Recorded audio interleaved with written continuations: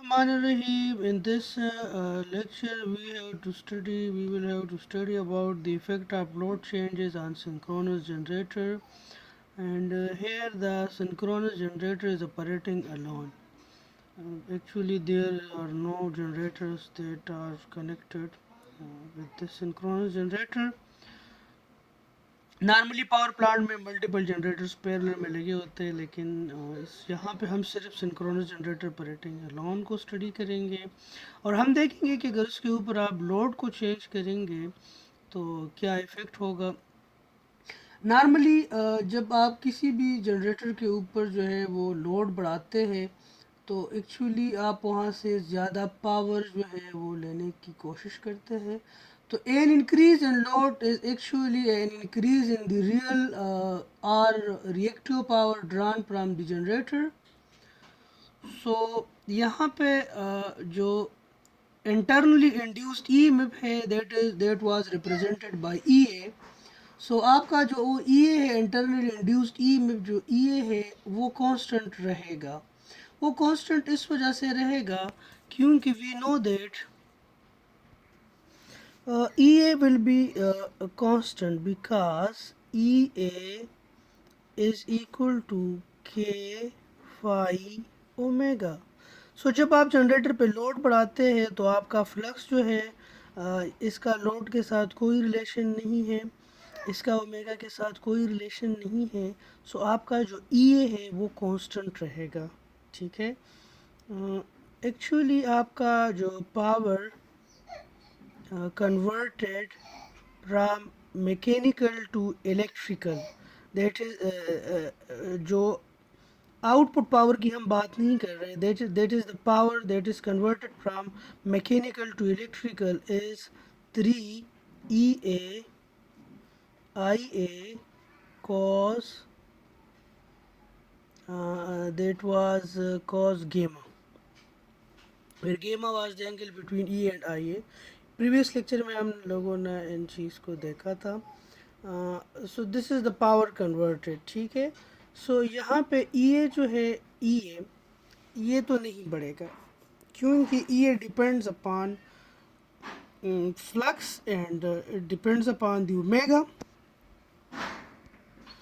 सो यहाँ पे आप देखें ई ए का जो मैग्नीट्यूड है this will be constant as E A is equal to K phi omega and phi depends upon the field current is not changing.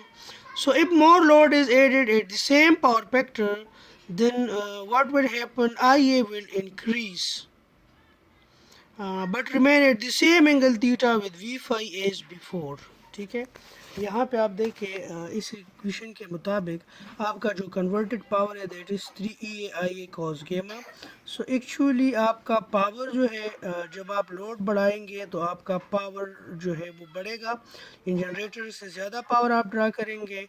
ये EA का जो मैग्नीट्यूड है ये कांस्टेंट रहेगा, बट IA का जो मैग्नीट्यूड है तो ये बढ़ेगा। You will draw more current and this angle gamma or this angle theta this will be constant, यानी जो भी आपका एंगल है वो क्या रहेगा, वो कांस्टेंट रहेगा।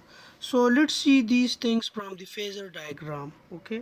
फेजर डायग्राम में जाने से पहले यहाँ पे आप देखें कि हमने पढ़ा कि I A increases but remain at the same angle theta with the V phi as before. यहाँ पे अगर आप आउटपुट पावर की बात करें तो आउटपुट पावर आपके पास बराबर है द आउटपुट पावर यानी P out is equal to 3V phase I A cos theta. So and V phi is equal to या E A is equal to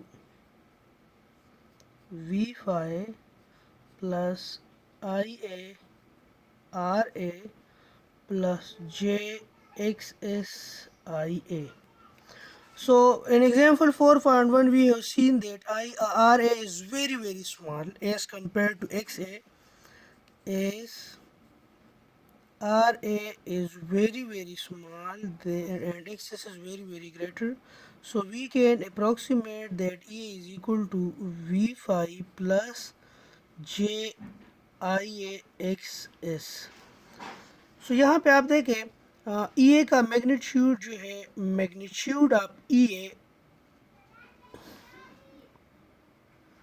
यहाँ पे आप देखें कि the magnitude of E A will remain constant. यहाँ पे आप देखें कि जब आपका पी कन्वर्टेड जो है, देखिए यहाँ हमने क्या अभी पढ़ा, हमने ये पढ़ा कि जब हम लोड चेंज करेंगे यानी लोड बढ़ाएंगे तो आपका जो पावर जो है वो ज़्यादा ड्रा करेगा, आपका लोड पावर ज़्यादा ड्रा करेगा। जब आपका पावर जो है ज़्यादा ड्रा करेगा लोड, तो क्या होगा, आपका जो कन्वर्टेड पावर होगा या इलेक्ट्रिकल से जो मैकेनिकल से जो पावर इलेक्ट्रिकल में कन्वर्ट होगा वो बढ़ेगा, वो ज़्यादा ड्रा करेगा, तो कन्वर्टेड पावर ज़्यादा होना चाहिए। तो उसमें क्या होना चाहिए, 3 जो है ये कांस्टेंट रहेगा। क्यों कांस्टेंट रहेगा, उसका मैग्नीट्यूड इस वजह से कांस्टेंट रहेगा क्योंकि depends upon phi and omega. Phi भी कांस्टेंट है, ओमेगा भी कांस्टेंट है, तो क्या बढ़ेगा, आई ए बढ़ेगा। जब आई ए आपके पास बढ़ेगा, इस इक्वेशन में जब आपके पास आई ए बढ़ेगा तो यहाँ पे एक्चुअली क्या हो रहा है, यहाँ पे आप देखें जब आई ए बढ़ेगा, इंटरनली इंड्यूस्ड ई ए का क्या रिलेशन है आई ए के साथ, ये उसका आई ए के साथ ये रिलेशन है। तो यहाँ पे आई ए क्या होगा, आई ए बढ़ेगा। तो जब यहाँ आई ए बढ़ेगा, ज़्यादा आई ए ड्रा करेगा, ज़्यादा करंट ड्रा करेगा, तो जब आई ए बढ़ेगा तो इसका एम्पलीट्यूड, इसके एम्पलीट्यूड ने कांस्टेंट रहना है। तो जब आई ए बढ़ेगा तो उससे क्या होगा, वी फाई कम होगा, तो तब आपका जो ई ए है उसका एम्पलीट्यूड कांस्टेंट रहेगा। देखिए लेट्स सपोज मैं कहता हूँ कि 5 इज इक्वल टू 4 प्लस 1। सो अब मैं 1 को अगर बढ़ा रहा हूँ, मैंने इस चीज़ को कांस्टेंट रखना है, this will be equal to 5। तो जब अगर मैं इस let's suppose this is I A को अगर मैं बढ़ा रहा हूँ 2 कर रहा हूँ, तो V5 विल रिड्यूस टू 3 क्योंकि you have to satisfy this equation. Okay, so यहाँ पे भी आप देखें E A magnitude of E A has to be remain constant. E A जो है ये कांस्टेंट रहेगा, तो ई ए को कांस्टेंट रखने के लिए तो पावर पर कैसे ज़्यादा ड्रा करेगा, वो करंट ज़्यादा ड्रा करेगा। लेकिन जब वो करंट ज़्यादा ड्रा करता है तो ई ए और आई ए का क्या रिलेशन है, जब वो वहाँ पे करंट ज़्यादा ड्रा करेगा, तो अगर यहाँ पे वी फाई को आप कांस्टेंट रखेंगे और आई ए आप करंट ज़्यादा ड्रा करते हैं, तो उससे डेफिनेटली ई ए जो है वो क्या होगा, इफेक्ट होगा। लेकिन आपने ई ए इक्वेशन को इस तरह देखना है कि ई ए का एम्पलीट्यूड कांस्टेंट रहे, आई ए बढ़े, तो जब ई ए का मैग्नीट्यूड कांस्टेंट रहेगा, आई ए बढ़ेगा, तो वी फाई क्या होगा, कम होगा। अब इसके जो फेजर डायग्राम है उसमें आप देख ले, यहाँ पे आप देखें we have to write actually what that E A is equal to V phi plus J I A X S. Let's suppose the power factor is what? Power factor is unity. So this is V phi. Okay. This is what? This is I A X S and this is what, this is E A. So अब आपके पास let's suppose आपके पास load बढ़ गया, तो जब आपके पास लोड बढ़ गया तो क्या होगा, वी फाई रिड्यूस हो जाएगा, V phi will be reduce. Let's suppose V phi यहाँ पे आ गया, आई ए क्या होगा, आई ए क्या होगा, आई ए बढ़ जाएगा, आई ए क्या हो जाएगा, आई ए बढ़ जाएगा, तो उससे ए आई ए और एक्स का प्रोडक्ट भी बढ़ जाएगा। लेकिन इस ये जो आपके पास वेक्टर है इसका लेंथ इतना रहेगा, इसका मैग्नीट्यूड इतना ही रहेगा, इसका डायरेक्शन बेशक चेंज हो जाएगा लेकिन इसका क्या हो जाएगा, मैग्नीट्यूड उतना ही रहेगा। ये आप यहाँ पे देख लें, this is the case of figure B is the case of what, this is the case of unity power factor. यहाँ पे आप देखें I A is the initial current, कि जब आपका लोड, आपने लोड बढ़ाया नहीं है, I A is the first current कि जब आपके पास लोड नहीं बढ़ा, उसके corresponding V phi, this is the terminal voltage, E A is the internally generated E M F. अब क्या हो रहा है, आपने लोड बढ़ा दिया, तो आपने लोड बढ़ा दिया तो क्या होगा, आई ए बढ़ेगा। हमारी जो ऑब्जर्वेशन थी क्या थी कि लोड बढ़ने से क्या होगा, आई ए बढ़ेगा, तो लोड बढ़ने से आई ए क्या हो गया, आई ए डैश हो गया, और वो क्या हो गया, बढ़ गया। पहले आई ए वेक्टर का लेंथ कम था, अब उसका लेंथ क्या हो गया, बढ़ गया। आई ए डैश का लेंथ क्या हो गया, बढ़ गया। जब मैंने कहा था आई ए डैश बढ़ेगा तो ई ने कांस्टेंट रहना है, ई का जो मैग्नीट्यूड है वो क्या होगा, कांस्टेंट रहेगा। तो उसको कांस्टेंट रखने के लिए क्या होगा, वी फेस कम होगा। तो ये देखिए वी फेस कम हो गया। तो जब वी फेस कम हो गया तो आपके पास ये आई ए जे एक्स जो वेक्टर है ये क्या हो गया, ये बढ़ गया। क्यों, क्योंकि आई ए आपके पास बढ़ गया था। सो this is the phasor diagram for a changing load at unity power factor.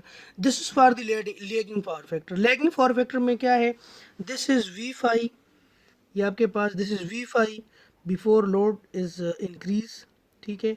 This is I ए, अभी लोड बड़ा नहीं है, वो करंट है। एंड ये आप देखें यहाँ पे आप आर ए को इग्नोर कर रहे हैं, तो this is I A J X S. So this is J X S I A, ये आपके पास वो कंपोनेंट है। जैसे ही आपने लोड बढ़ा दिया तो it will draw more current, it will draw more current. जब वो ज़्यादा करंट ड्रा करेगा तो क्या होगा, टर्मिनल वोल्टेज क्या हो जाएगा, ये कम हो जाएगा। टर्मिनल वोल्टेज कम हो गया, ई ए का जो मैग्नीट्यूड है वो कांस्टेंट रहेगा। सो इस वेक्टर का जो लेंथ है ई ए का, ये जो वेक्टर का लेंथ है ई ए, यानी this vector length, sorry sorry sorry sorry, actually this is E A, ये जो वेक्टर लेंथ है और ये जो वेक्टर लेंथ ये सेम रहेगा, ठीक है। तो आपका कंक्लूजन क्या है, कंक्लूजन ये है कि जब भी आपका सिंक्रोनस जनरेटर के ऊपर लोड बढ़ेगा तो वहाँ पे क्या होगा, इंटरनली जनरेटेड जो ईएमएफ है वो कांस्टेंट रहेगा और करंट वो ज़्यादा ड्रा करेगा आपका लोड। जब करंट ज़्यादा लोड करेगा तो इंटरनली जनरेटेड ईएमएफ का आपके करंट आईए के साथ क्या रिलेशन है, E A is equal to V phi plus what, J X S I A, ठीक है। तो वहाँ पे जब आप करंट बढ़ेगा तो ई ए का मैग्नीट्यूड कांस्टेंट इस तरह रहेगा कि वी फाई क्या होगा, कम होगा। अब ये जो तीन बातें थी इसको अगर आप फेजर डायग्राम में देख ले तो आपके पास फेजर डायग्राम इस तरह के बनेंगे। This one is the phasor diagram for what, for leading power factor. The figure number C जो है फिगर 4-22 जो बुक का फिगर है, चैपमैन के बुक का जो फिगर है उसमें आप देखें तो ये सी जो आपके पास डायग्राम है, this is actually power leading power factor. यहाँ पे आपका करंट जो है वो लीड कर रहा है आपके वोल्टेज से। सो what was the conclusion, the conclusion is actually कि जब आप किसी भी जनरेटर के ऊपर लोड बढ़ाते हैं तो आपका इंटरनली जनरेटेड ईएमएफ जो है वो कांस्टेंट रहेगा, उसका मैग्नीट्यूड कांस्टेंट रहेगा। लेकिन आप पावर ज़्यादा ड्रा करेंगे तो पावर का जो इक्वेशन है उसमें अगर ई ए कांस्टेंट रहेगा तो उसमें आप क्या चीज़ बढ़ाएंगे, आई ए बढ़ाएंगे। जब आई ए बढ़ाएंगे तो ई ए का आई ए के साथ क्या रिलेशन है, ई ए का आई ए के साथ ये रिलेशन है कि E A is equal to V phase plus j X S I A. तो आई ए जब बढ़ेगा तो ई ए ने कांस्टेंट रहना है, तो उस हिसाब से वी फेस जो है वो कम होगा। इन जो ये जो सारी बातें हैं इनको अगर आप फेज़र डायग्राम पे देख ले तो आपके पास ये फेज़र डायग्राम्स बनेंगे। अच्छा, नॉर्मली हमारे पास टर्मिनल वोल्टेज तो इस केस में क्या हो रहा था, कम हो रहा था। लेकिन नॉर्मली जब हम लोड बढ़ाते हैं तो हमें टर्मिनल वोल्टेज जो है वो हमें कांस्टेंट रिक्वायर्ड होता है, ठीक है। तो उसके लिए हम क्या करते हैं, हम ये करते हैं कि अगर हम ई ए को बढ़ा दें, यहाँ पे तो ई ए नहीं बढ़ रहा ना, ई ए इज़ कांस्टेंट। लेकिन अगर हम किसी तरीके से ई ए बढ़ा देते हैं तो ई ए की वजह से क्या बढ़ेगा, टर्मिनल वोल्टेज भी बढ़ेगा। तो जितना टर्मिनल वोल्टेज कम हुआ है, लेट्स सपोज लोड आपने चेंज नहीं किया और आपके पास टर्मिनल वोल्टेज है 220 वोल्ट्स, ठीक है। जब आपने लोड बढ़ाया तो उसकी वजह से टर्मिनल वोल्टेज कहाँ पे आ गया, लेट्स सपोज 215 वोल्ट्स पे आ गया और उस हिसाब से करंट बढ़ गया, ठीक है। लेकिन नॉर्मली हमें टर्मिनल वोल्टेज में फ्लक्चुएशन नहीं चाहिए होती है। तो हम क्या करेंगे, ये 215 से हम वापस 220 पे कैसे आएंगे, हम ई ए बढ़ाएंगे। इंटरनल जनरेटेड ई में जब हम बढ़ाएंगे बाय यूनिट ऑफ 7 या वट एवर जो भी करस्पॉन्डिंग उसके मुताबिक हमें चेंज चाहिए होता है। तो V5 को हमें 220 पे वापस लाना है, तो इसके लिए हम क्या करेंगे, इंटरनली जो जनरेटेड EMF है दैट इज़ EA, उसको अगर हम थोड़ा सा बढ़ा लें तो उसको हम कैसे बढ़ाएंगे, वो डिपेंड करता है आपके फ्लक्स पे, क्योंकि EA is equal to K phi omega. तो जब आप फ्लक्स आप बढ़ाएंगे तो उससे आपका EA जो है वो बढ़ेगा, EA बढ़ेगा तो आपका टर्मिनल वोल्टेज भी बढ़ेगा। फ्लक्स आप कैसे बढ़ाएंगे, फील्ड करंट से आप बढ़ाएंगे, ठीक है। फील्ड करंट कैसे बढ़ाएंगे, आप रेजिस्टेंस को कम करेंगे। यहाँ पे आप देखें, in practice we need constant terminal voltage V phase, so now we have to vary the magnitude of EA to compensate for change in the load. सो हम क्या करेंगे, अगर हम फील्ड के रेजिस्टेंस को कम करेंगे तो हमारे पास फील्ड करंट बढ़ेगा। जब फील्ड करंट बढ़ेगा तो यहाँ पे आप देखें, फील्ड करंट बढ़ेगा तो फ्लक्स बढ़ेगा, फ्लक्स बढ़ेगा तो EA बढ़ेगा, EA बढ़ेगा तो V टर्मिनल बढ़ेगा। The process can be reverse to decrease, so the process can be reversed to decrease the terminal voltage. It is possible to regulate the terminal voltage of a generator throughout a series of load changes simply by adjusting the field current. यानी अगर हम field current को change करते हैं तो हम terminal voltage को कम या ज़्यादा कर सकते हैं। टर्मिनल वोल्टेज का फील्ड करंट के साथ क्या रिलेशन है, फील्ड करंट बढ़ाने से क्या होगा, फ्लक्स बढ़ेगा, फ्लक्स बढ़ाने से क्या होगा, EA बढ़ेगा, EA बढ़ाने से क्या होगा, टर्मिनल वोल्टेज बढ़ेगा। फील्ड करंट कम होने से क्या होगा, फ्लक्स कम होगा, फ्लक्स कम होने से क्या होगा, EA कम होगा, EA कम होने से क्या होगा, V टर्मिनल। तो इसका मतलब है कि सिंक्रोनस जनरेटर में हम अपने हिसाब से, अपनी मर्ज़ी से थ्रो आउट हम क्या कर सकते हैं, एक कांस्टेंट वोल्टेज जो है वो ले सकते हैं। अगर आपका लोड बढ़ रहा है, ठीक है, तो आपका टर्मिनल वोल्टेज कम होगा। उस टर्मिनल वोल्टेज को कांस्टेंट रखने के लिए जितना आप लोड बढ़ा रहे हैं उतना आप फील्ड करंट भी बढ़ाए तो आपके पास क्या होगा, आपका टर्मिनल वोल्टेज कांस्टेंट होगा और आपका जनरेटर ज़्यादा पावर जो है प्रोड्यूस करेगा, क्योंकि आपका पावर डिमांड बढ़ रही है, ठीक है। अभी हम कुछ न्यूमेरिकल प्रॉब्लम्स करेंगे इसके ऊपर और ये सारी चीज़ें हम देखेंगे। न्यूमेरिकल प्रॉब्लम में जाने से पहले आप सिंक्रोनस जनरेटर की जो वोल्टेज रेगुलेशन है, वोल्टेज रेगुलेशन एक्चुअली क्या है, this is the variation of voltage between no load and full load, जिस तरह ट्रांसफार्मर के केस में हम पढ़ चुके हैं, ठीक है। नॉर्मली आपके पास जो वोल्टेज रेगुलेशन होता है, अगर आपका जनरेटर जो है वो लेगिंग पावर फैक्टर पे ऑपरेट कर रहा होता है तो आपका वोल्टेज रेगुलेशन जो होता है वो पॉजिटिव होता है और वो क्वांटिटी बड़ी होती है, ठीक है। आपका जो वोल्टेज रेगुलेशन है वो पॉजिटिव होता है, यूनिटी पावर फैक्टर भी वो पॉजिटिव होता है, लेकिन वहाँ पे वोल्टेज रेगुलेशन का जो वैल्यू होता है बहुत कम होता है, ठीक है। लीडिंग पावर फैक्टर पे आपका वोल्टेज रेगुलेशन जो है वो निगेटिव होता है। लीडिंग पावर फैक्टर पे आपका वोल्टेज रेगुलेशन क्या होता है, नेगेटिव होता है। और फेजर डायग्राम में आप लोगों ने देखा था कि आपका लोड बढ़ाने से क्या हो रहा था, आपका EA जो है वो कम हो रहा था, ठीक है, और टर्मिनल वोल्टेज बढ़ रहा था। लैगिंग और लीडिंग एक दूसरे के अपोजिट उसके फेजर डायग्राम बनेंगे, ठीक है।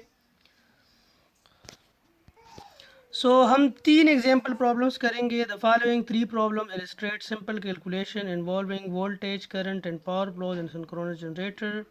The first problem is an example that include the armature resistance in its calculation, while the next two ignore RA. Part of the first example decreases the question. अच्छा, पहले part में ये 3 numerical problems हम देखेंगे। पहले जो numerical problem है उसमें हम आर्मेचर रेजिस्टेंस को इंक्लूड करेंगे और हम देखेंगे कि फील्ड करंट चेंज करने से आपके पास जो टर्मिनल वोल्टेज है उसके क्या इफ़ेक्ट होगा, ठीक है। और जो दूसरा एग्जांपल है उसमें हम ये देखेंगे कि उसमें हम आर्मेचर रेजिस्टेंस को इग्नोर करके इन चीज़ों को हम देखेंगे, ठीक है। सो एग्जांपल 4-2 में ये क्या कह रहा है कि you have 480 volt 60 hertz delta connected 4 pole synchronous generator, this is delta connected. तो कीप इन माइंड, अगर आपको जो वोल्टेज इज गिवन है वो आपके पास सेम रहेंगे, लेकिन करंट को आप √3 से डिवाइड करेंगे, ठीक है, क्योंकि यहाँ पे आपको एक फेस से दूसरे फेस के दरमियान वोल्टेजेस गिवन होते हैं और फेस टू फेस आपको वोल्टेजेस गिवन होते हैं, ठीक है। नॉर्मली कोई भी न्यूमेरिकल प्रॉब्लम हो तो उसमें आपको जो वोल्टेजेस गिवन होते हैं, कीप इन माइंड, आपको अगर कोई भी जनरेटर गिवन हो, ठीक है, या कोई भी, तो नॉर्मली आपको लेट सपोज 2 किस्म के जनरेटर आपको गिवन हो सकते हैं।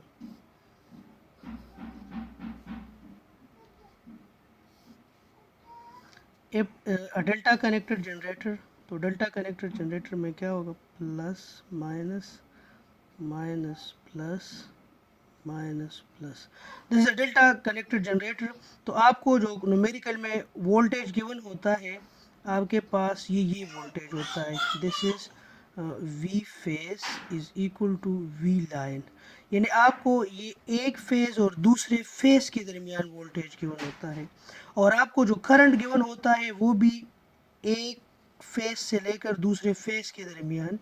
तो अगर डेल्टा कनेक्टेड है तो उसमें वी फेज और वी लाइन बराबर होगा, लेकिन इसमें आपको जो करंट गिवन होगा, जो गिवन करंट होगा, उसको आप √3 से डिवाइड करेंगे।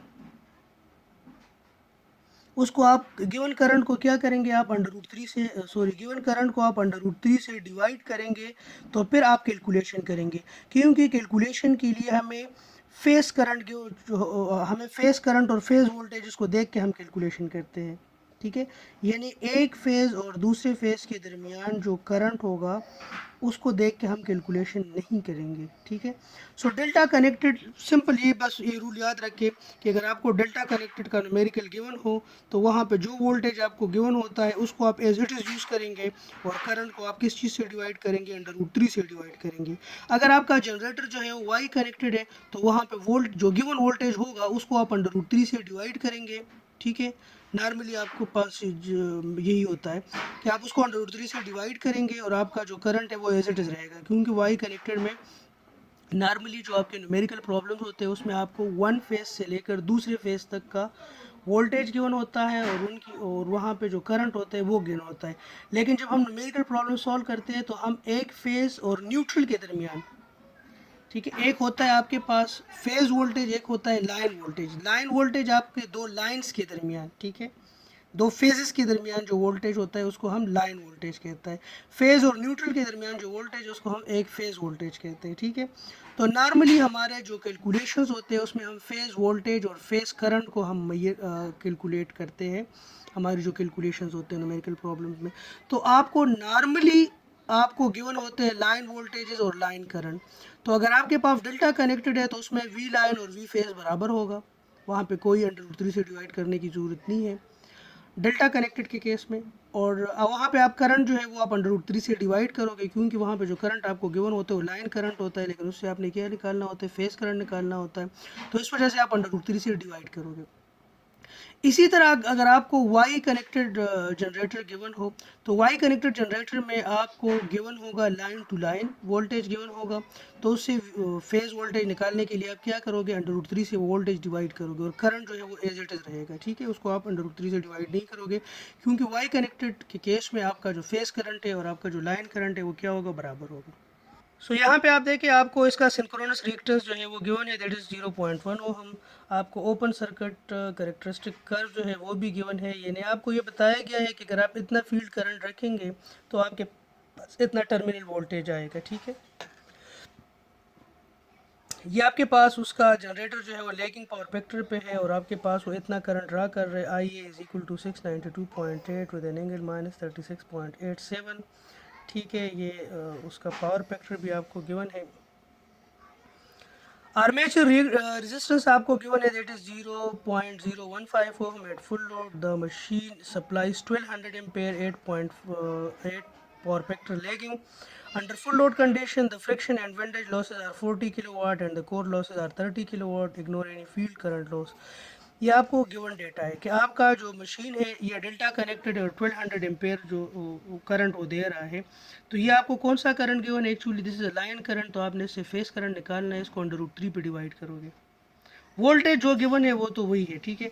अच्छा यहाँ पे आप देखिए इसकी जो पार्ट्स है, पहले पार्ट में what is the speed of rotation of this generator, तो इस पार्ट में आप देखें कि स्पीड ऑफ रोटेशन को हम कैसे फाइंड करते हैं कि stator electrical frequency is equal to N M sorry, ये हमारे पास रिलेशन है, एन एम एस से हमारे पास 120 एफ एस सी, तो 4 पोल जनरेटर था हमारे पास 120 अपनी जगह पे, फ्रिक्वेंसी कितनी 60 हर्ट्ज है, नंबर ऑफ पोल्स कितने 4 पोल्स है, तो इससे इसका आपका जो जनरेटर है उसका वो 1800 आरपीएम से वो रोटेट करेगा, तभी वो 60 हर्ट्ज की फ्रीक्वेंसी जो है वो जनरेट करेगा। What is the speed of rotation of this generator? Speed of rotation is 1800 RPM. In order to produce in voltage of 60 hertz, you have to rotate this generator approximately 1800 rpm. Part B में ये क्या कहते हैं? How much field current must be supplied to the generator to make the terminal voltage 480 volt at no load? तो आपके पास no load पे क्या होगा? यहाँ पे पार्ट बी में क्या कहते हैं? How much field current must be supplied to generator to make the terminal voltage 480 volt at no load. तो यहाँ पे आप देखें, we know that E A is equal to V phi plus j X S I A plus I A R A. So at no load पे क्या होगा? आपका कोई करंट ड्रा नहीं होगा, तो ये आपका ज़ीरो हो जाएगा, ये भी आपका ज़ीरो हो जाएगा, यानी आपका जो टर्मिनल वोल्टेज है वो इंटरनली जनरेटेड ई ए के बराबर हो जाएगा। आपका वी फाई और ई ए क्या हो जाएगा? ये बराबर हो जाएगा। तो अब आपको कितना टर्मिनल वोल्टेज चाहिए? वी फाई चाहिए आपको, ठीक है। जब आपको वी फाई चाहिए, कितना चाहिए? That is 480 volts at no load. कितना चाहिए? 480 वोल्ट्स। तो यहाँ पे आप देखें, this is 500 volts and this is 450 volt, this is 450 volt, ये आपके पास this is round about 480 volt. तो इस 480 वोल्ट के करस्पॉन्डिंग यहाँ पे आप करंट देखें, यहाँ पे नीचे आप करंट देखें। सो ये आपके पास तकरीबन 4.5 या वट एवर जो भी आ रहा है, ठीक है, उसको आप नोट कर लें। यहाँ पे कहते हैं कि इसके करस्पॉन्डिंग आपके पास करंट कितना आ रहा है? In this machine, Vt is equal to V phases the generators at no load, Ia is equal to 0। जब आपका Ia 0 होगा तो Ea और V5 बराबर हो जाएगा। तो यहाँ पे आप देखें कि आपके पास टर्मिनल वोल्टेज आपके पास 480 वोल्ट तब होगा जब आपके पास इंटरनली जनरेटेड ईएमएफ कितना होगा? 480 वोल्ट होगा। और उस इंटरनली जनरेटेड ईएमएफ यानी 480 वोल्ट Ea जनरेट करने के लिए आपका फील्ड करंट कितना है? 4.5 एम्पेयर है। ये 4.5 एम्पेयर हमें कहाँ से पता चला? ये जो हमें कर्व गिवन है यहाँ से हमें पता चला। यहाँ पे आप देखें कि आपका जो 480 वोल्ट है वो यहाँ पे आ रहे हैं, दिस इज तकरीबन यहाँ पे 480 वोल्ट आ रहे हैं। तो आपने यहाँ पे आके देख लिया, ये आपके पास दिस पॉइंट का response to how much current, ये आप देखें दिस पॉइंट का रिस्पॉन्ड टू, यहाँ पे आप देखें तो ये पॉइंट आपके तकरीबन 4.5 के ऊपर आ रहा है, ठीक है। तो यहाँ से हमें पता चला। पार्ट सी, पार्ट ए हमारे पास हो गया, पार्ट बी भी हो गया। पार्ट सी में क्या कहते हैं? The generator is now connected to a load. अगर जनरेटर के ऊपर एक लोड लगाया गया and the load draws 1200 ampere 8.8 power factor lagging, how much field current will be required to keep the terminal voltage equal to 480 volts. हमने अभी पहले हमने बताया था कि अगर हम जनरेटर के ऊपर लोड डालेंगे, पहले कोई लोड नहीं था तो हमारे पास फील्ड करंट कितना था? 4.5 एम्पेयर था, तभी हमारे पास टर्मिनल पे वोल्टेज कितना आ रहा था? 480 वोल्ट आ रहा था। अब हमने उस पर क्या किया? हमने उस पर लोड जो है वो बढ़ा दिया, लोड कनेक्ट कर दिया। तो लोड हमने क्या किया? कनेक्ट कर दिया, तो हमारे पास टर्मिनल वोल्टेज क्या होगा? कम होगा। अब उस टर्मिनल वोल्टेज को 480 वोल्ट पे वापस बरकरार रखने के लिए हम क्या करेंगे? हम ईए को बढ़ाएंगे। हम क्या करेंगे? ईए को बढ़ाएंगे। ईए को कैसे बढ़ाएंगे? फील्ड करंट को बढ़ाएंगे। तो इसमें आप लोगों से ये पूछा गया है कि अगर आपने जनरेटर पे लोड लगा दिया और आप अभी भी ये चाहते हैं कि आपका टर्मिनल वोल्टेज 480 वोल्ट्स पे हो, यानी कम ना हो, तो आप कितना फील्ड करंट इसको आप देंगे कि आपका जो टर्मिनल वोल्टेज है ये 480 वोल्ट्स पे ही रहे, ठीक है। सो कीप इन माइंड, अगर आपको टर्मिनल वोल्टेज आपने 480 वोल्ट्स पे रखना है, ठीक है, तो उसके लिए आपको इंटरनली जनरेटेड ईएमएफ कितना चाहिए होता है? तो यू नो दैट कि ई ए और वी फाई का क्या रिलेशन है? E is equal to V phi plus R A I A plus j X S I A. तो आपको कितना टर्मिनल वोल्टेज चाहिए, 480 वोल्ट चाहिए। आर ए आपको गिवन है, दैट इज़ 0.15 ओम। आई आपको गिवन है। आई आप लोगों ने कैसे निकाला, आप लोगों को इस पार्ट सी में बताया गया कि करंट कितना ड्रा कर रहा है, 1200 एम्पेयर ड्रा कर रहा है। चूंकि डेल्टा कनेक्टेड है तो इसमें आपका फेस करंट और लाइन करंट जो है बराबर नहीं होगा। तो फेस करंट आप कैसे निकालेंगे, लाइन करंट को √3 से डिवाइड करेंगे, 692.8 आ गई। और पावर फैक्टर क्या है, लेगिंग पावर फैक्टर है, 0.8 लेगिंग। तो 0.8 लेगिंग से अगर आप cos phi is equal to, अगर cos theta is equal to 0.8 है, तो आप कोस इनवर्स आप 0.8 ले लें तो आपके पास थीटा कितना आ जाएगा, 36.87 आ जाएगा। माइनस इस वजह से क्योंकि पावर फैक्टर लेगिंग है, ठीक है। फिर क्या हो जाएगा, जे आ जाएगा, एक्सेस आपको गिवन है, ठीक है। और आई ये जो है दैट इज 692.8 देने के -36.87, ठीक है। इस इक्वेशन को आप सॉल्व करें तो आपको अगर टर्मिनल वोल्टेज 480 वोल्ट चाहिए तो आपके पास ये लॉसेस निकाल के, यानी एक्चुअली टर्मिनल वोल्टेज के साथ जब ये लॉसेस ऐड हो जाएंगे तो तभी वो इंटरनल इंड्यूस्ड ईएमएफ बनेगा ना। तो अगर आपको 480 वोल्ट टर्मिनल वोल्टेज चाहिए, आपने इतना लोड कनेक्ट किया कि वो इतना करंट ड्रा कर रहा है, तो आपको इंटरनली इंड्यूस्ड ईएमएफ कितना चाहिए, 532। अभी आपके पास आपने 532 के अगेंस्ट फील्ड करंट जो है वो देखना है कि आप फील्ड करंट कितना सेट करें कि आपके पास इंटरनली जनरेटेड ईएमएफ कितना बने, 532 वोल्ट्स बने। तो यहाँ पे आप आ जाएं, this is 500 volts and this is 550, ये सेंटर है तो दिस इज़ 550 वोल्ट। आपको इंटरनली जनरेटेड ईएमएफ कितना चाहिए, 532 चाहिए। तो आप यहाँ से एक लाइन खींचे और देखें कि एक्स एक्सिस पे ये पॉइंट जो है, दिस इज ये वाई एक्सिस है ना, तो आप देखें कि एक्स एक्सिस पे ये पॉइंट कितने फील्ड करंट को करस्पॉन्ड कर रहा है, ठीक है। वो आप देखें और फिर आप लोग जो है उसको नोट डाउन करें। तो इन्होंने इसको नोट डाउन किया है, ये 532 वोल्ट्स इंटरनली जनरेटेड ईएमएफ के लिए आपके पास कितना फील्ड करंट चाहिए to keep the terminal voltage at 480 volts, ठीक है। देखिए आपने लोड बढ़ा दिया तो आपके पास इंटरनली जनरेटेड ईएमएफ जो है तो उसने तो कांस्टेंट रहना है ना। तो आपके पास क्या कम होगा, टर्मिनल वोल्टेज कम होगा, तभी ये बढ़ेगा। लेकिन ये कह रहा है कि नहीं, टर्मिनल वोल्टेज को आपने कम नहीं होने देना, उसको 480 वोल्ट पे रहने देना है। तो उसको 480 वोल्ट पे कैसे रखोगे, आप ई बढ़ाओगे ना। तो ई पहले नो लोड पे ई कितना था, 480 वोल्ट था, टर्मिनल कितना था, 480 वोल्ट था। अब आपने लोड बढ़ा दिया तो टर्मिनल वोल्टेज ने 480 वोल्ट से कम हो जाना था। कह रहे हैं कि नहीं, आपने टर्मिनल वोल्टेज को 480 पे रहना है, 480 पे ही रखना है। तो आपने क्या करना है, उसके लिए हमें अगर टर्मिनल वोल्टेज को हम 480 वोल्ट पे रखना चाहते हैं, ठीक है, तो उसके लिए हमें ई कितना चाहिए, दैट इज़ 532 वोल्ट्स। हमें ई कितना चाहिए उसके लिए, 532 वोल्ट ई रखेंगे तो तभी हमारे पास जो वी फेज है वो 480 रहेगा ना। तो फिर हमने देखा कि जो डायग्राम था उसमें हमने देखा कि E must be adjusted to 532 volt from figure 4.23, the required field current is how much, 5.7 ampere. पहले आपके पास जब आपके पास कोई लोड नहीं था तो पार्ट बी में आपके पास कितना फील्ड करंट रिक्वायर्ड था, 4.5 एम्पेयर था। लेकिन अब आपने लोड बढ़ा दिया और आपने टर्मिनल वोल्टेज को कांस्टेंट रखना है, तो आपने कितना करंट बढ़ा दिया, कहाँ तक बढ़ा दिया, 5.7 एम्पेयर पे, ठीक है। पार्ट ए हो गया, पार्ट बी हो गया, पार्ट सी बी हो गया। अब पार्ट डी में क्या कहता है, how much power is the generator now supplying, how much power is supplied to generator by the prime mover, what is this machines overall efficiency. तो ये सिंपल है, आपने पी इन फाइंड करना है, पी आउट फाइंड करना है और उसको रेशो फाइंड करना है। तो पी आउट आपके पास क्या है, that is 3 V phase I phase cos theta, ठीक है।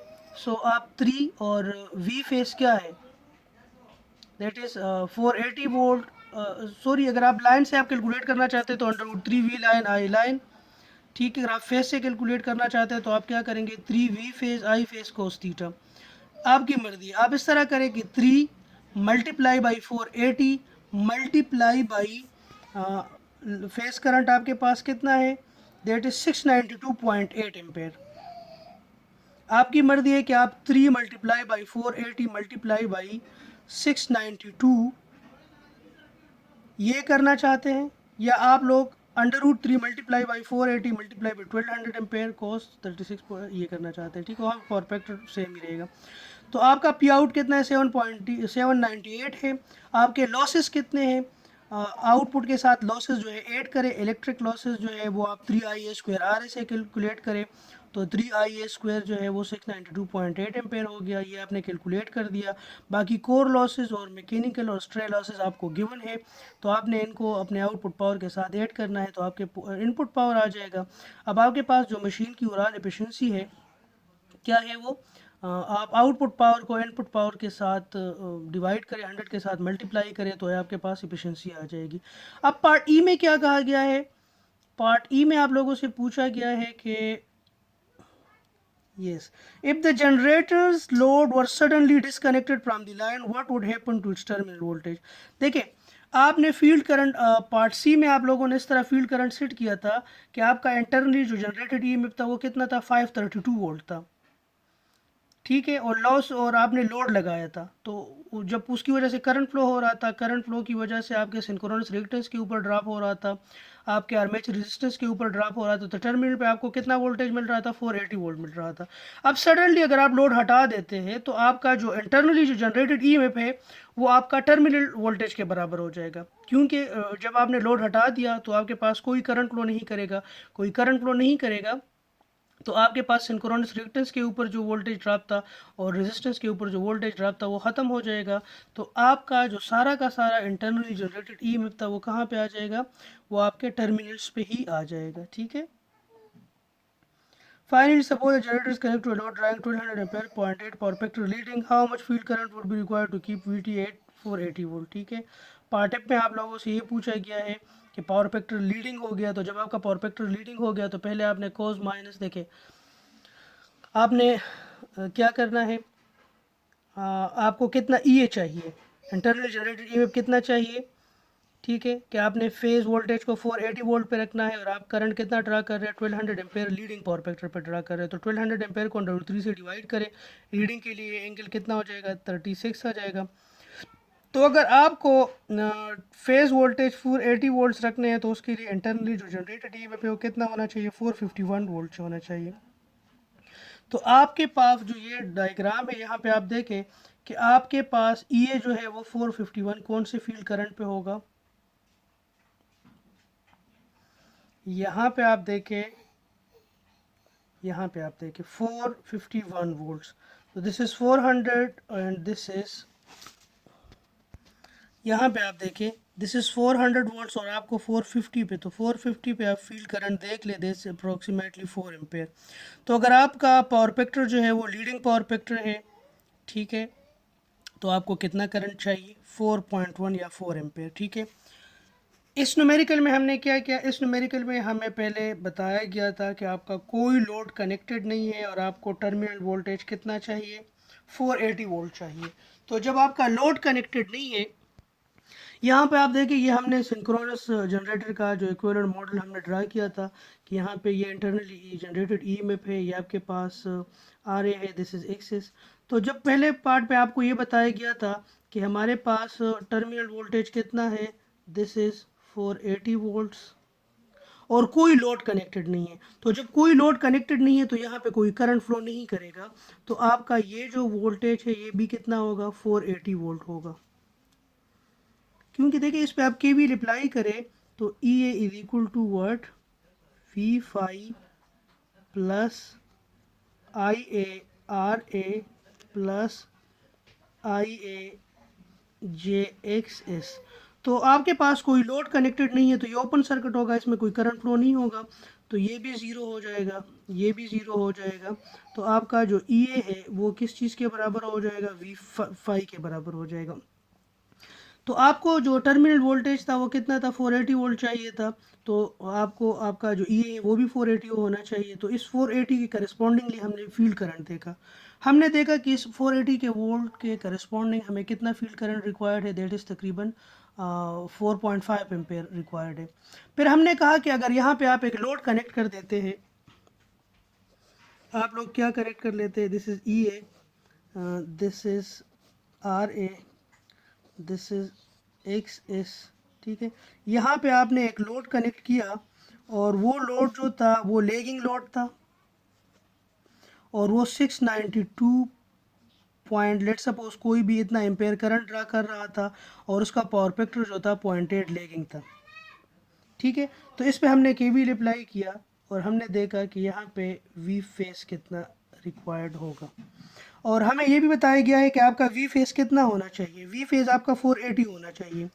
तो ई ए जो है ये किस चीज़ के बराबर है, V phase plus I A R A plus j X S I A. तो हमें बताया गया कि आपका वी फाई जो है 480 होना चाहिए, आपका आई ए जो है इतना है, आर ए इतना है। तो हमने देखा कि उसके करस्पॉन्डिंगली हमें इंटरनली जनरेटेड ईएमएफ कितना चाहिए, that was round about 512 volt, round about. ठीक है, वो हमने देख लिया था।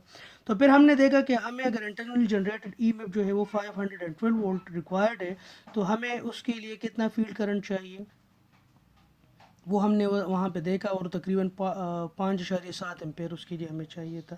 फिर हमें कहा गया कि अगर आपका फील्ड करंट यही है, तो अगर आप लोड हटा देते हैं, तो आपने यहाँ पे इतना करंट, फील्ड करंट सेट किया था कि आपको 512 वोल्ट्स वो दे रहा था। तो जब आप इस लोड को हटा देते तो ये सारा का सारा वोल्टेज जो है वो यहाँ पे आ जाएगा, क्योंकि करंट फ्लो नहीं करेगा, आपने लोड हटा दिया तो ये ड्रॉप्स ख़त्म हो जाएंगे और ई ए जो है वी फाई के बराबर हो जाएगा।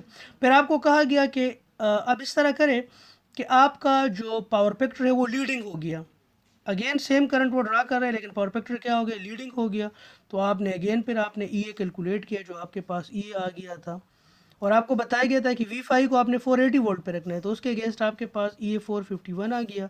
आपने फिर जो डायग्राम था उसको यूज़ करते हुए, जो ग्राफ था आपके पास वो उसको यूज़ करते हुए आपने देखा कि 451 के करस्पॉन्डिंग आपको कितना फील्ड करंट रिक्वायर्ड होता है। ठीक है, सो आज के लिए इतना काफ़ी है।